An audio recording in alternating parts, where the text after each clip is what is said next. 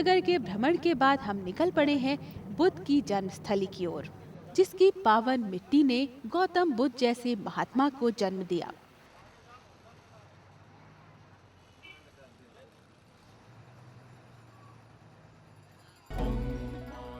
नेपाल की तराई में बसा ये है सिद्धार्थ का जन्म स्थान लुम्बिनी।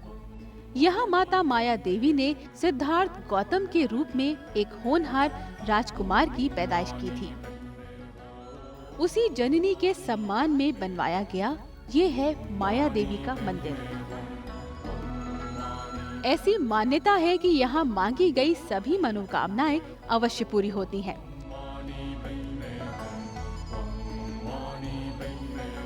सम्राट अशोक ने अपनी लुम्बिनी यात्रा के दौरान यहाँ भी अशोक स्तंभ बनवाया था। राजधानी कपिलवस्तु से महज 10 किलोमीटर की दूरी पर स्थित लुम्बिनी में जब रानी महामाया सैर करने निकली तो उन्हें तीव्र प्रसव वेदना होने लगी। उसी समय शाल के वृक्ष के नीचे उन्होंने एक ओजस्वी बालक को जन्म दिया। वही बालक आगे चलकर महात्मा बुद्ध कहलाए। भारतीय सीमा से महज 27 किलोमीटर की दूरी पर स्थित ये शहर बुद्ध पंथियों के लिए विशेष महत्व रखता है।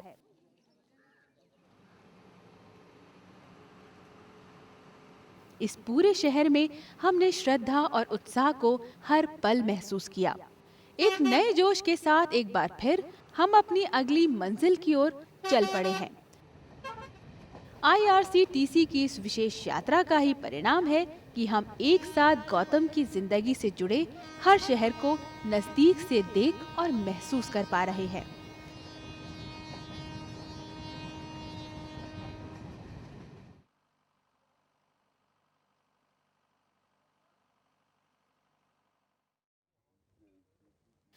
रात भर के सफर के बाद हम पहुंच गए हैं उत्तर प्रदेश के श्रावस्ती शहर में।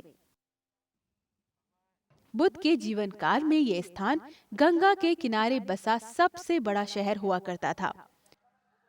माना जाता है कि इसी स्थान पर भगवान बुद्ध ने अपने जीवन के करीबन 25 वर्ष बिताए थे। तो आइए हम भी इस पावन स्थान के दर्शन करने चलते हैं। श्रावस्ती को सेहट मेहट के नाम से भी जाना जाता है। बौद्ध भिक्षुओं से हमेशा आबाद रहने वाला ये है जेतवन विहार।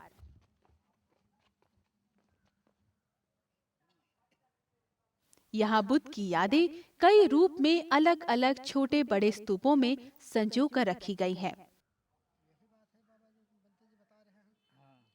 यहाँ साल भर साधना करते बौद्ध भिक्षुओं को आसानी से देखा जा सकता है।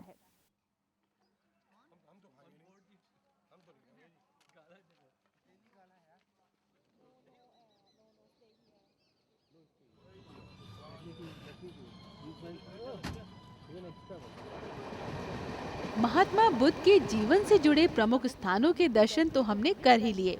अब वापसी की बारी है, मगर महापरिनिर्वाण ट्रेन की हमारी यात्रा अभी खत्म नहीं हुई है। दुनिया का पहला अजूबा बन चुका ताजमहल भी हमारे रास्ते का ही पड़ाव बना।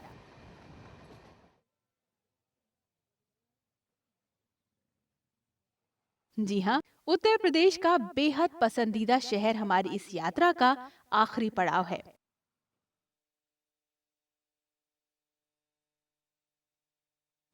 मुमताज महल और शाहजहां की मोहब्बत की इस नायाब निशानी को देखकर दिल खुश हुए बिना रह नहीं सकता।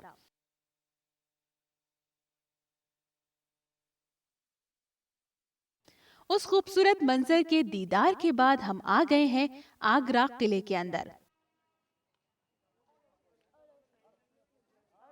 लाल पत्थरों से बनाया गया ये किला मुगल कालीन शान का खामोश गवाह है।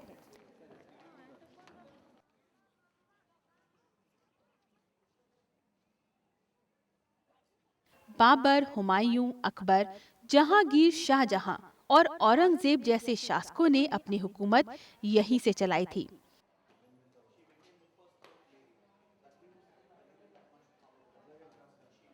आगरा का किला भारत के प्रमुख किलों में से एक है। माना जाता है इस किले का निर्माण बादलगढ़ के अवशेषों पर किया गया था। इसकी 4 दीवारों से ताजमहल का खूबसूरत नजारा आसानी से देखा जा सकता है।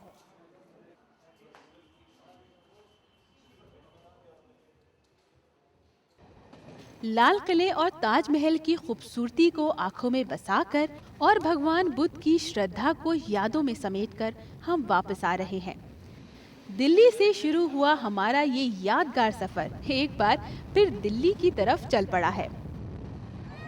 कभी ना भूल पाने वाले इस यादगार सफर के साथ महापरिनिर्वाण स्पेशल ट्रेन वापस आ पहुंची है सफदरजंग स्टेशन। महापरिनिर्वाण एक्सप्रेस का हमारा ये सफर यही समाप्त होता है। उम्मीद करती हूँ आपको आज का हमारा ये प्रोग्राम पसंद आया होगा।